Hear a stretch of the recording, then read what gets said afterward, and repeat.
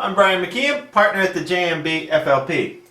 And today we'll be reviewing the following CNBC shows: Fast Money, Mad Money, and Options Action for the week of March 9th to March 13th, 2009.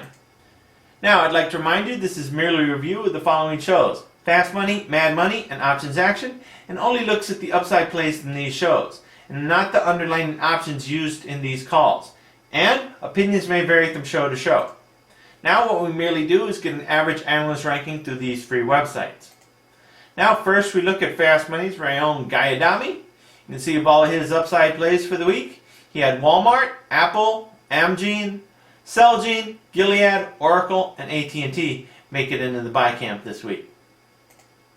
Also, there was a special guest appearance from Jeff DeGraff. Of all of his upside plays for the week, AT&T comes in as a moderate buy. Also, we have Karen Feinerman. She had UNG, or natural gas, come in as a strong buy, and she had RIG and TBT come in as moderate buy. Of course, you can also see her upside plays that rate a hold and a sell rating. You can also see that her preferred shares of Bank of America and Wells Fargo have no analyst coverage at this time.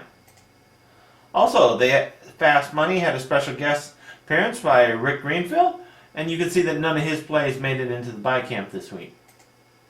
Also, Zachary Carabell, of all of his upside plays, he has RIG, Apple, HYG, and NOV make it into the buy camp with ratings of moderate buy.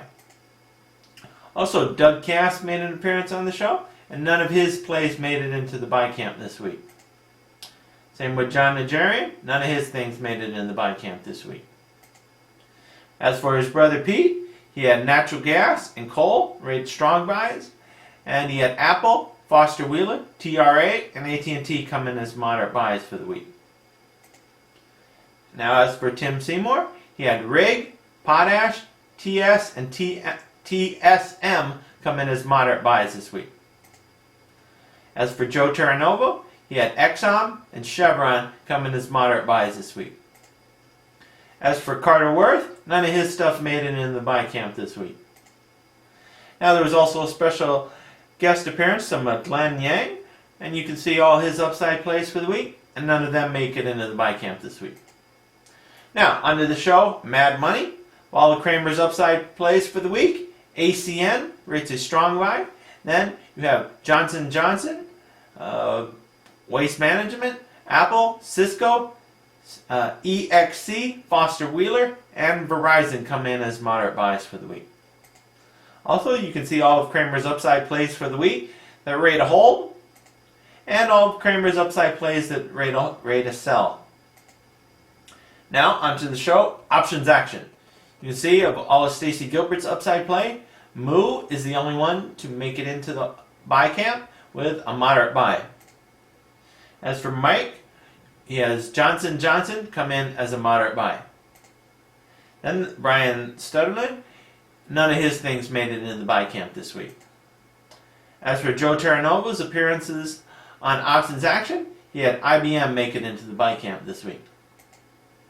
So, in review, the strong buys are coal, natural gas, and ACN. And of course here you can also see the moderate buys as well. And again, I'd like to remind you that all analyst recommendations are as of March 13th, 2009. And I am not a licensed investment advisor, and the investments I am showing you today are what I'm doing for my friends and family's accounts. Also, I am not affiliated with CNBC or any of its affiliates, and or any of the websites used to determine these rankings. And I currently own shares of IBM, Coal, MetLife, Morgan Stanley, Prudential Financial, and Natural Gas. So again, this is Brian Mckeon from the JMB FLP saying thank you and see you next time.